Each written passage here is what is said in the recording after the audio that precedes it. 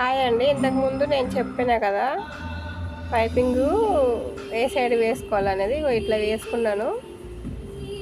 ముందు వీడియోలో పైపింగ్ ఎటు సైడ్ వేయాలి, బక్రం ఎటు సైడ్ వేయాలో చెప్పిన.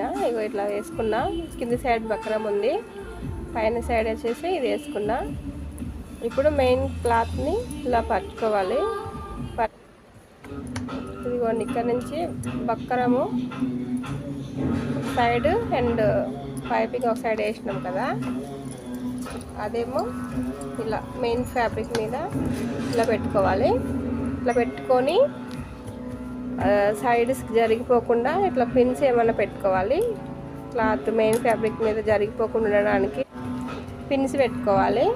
పిన్స్ పెట్టుకొని దాని మీద నుంచి కుట్టు కనిపిస్తుంది కదా, మనం పైపింగ్ వేసిన కుట్టు, దాని మీద నుంచే మళ్ళీ ఇలా కుట్టుకుంటూ రావాలి. మధ్యలో పైపింగ్ ఉండాలి.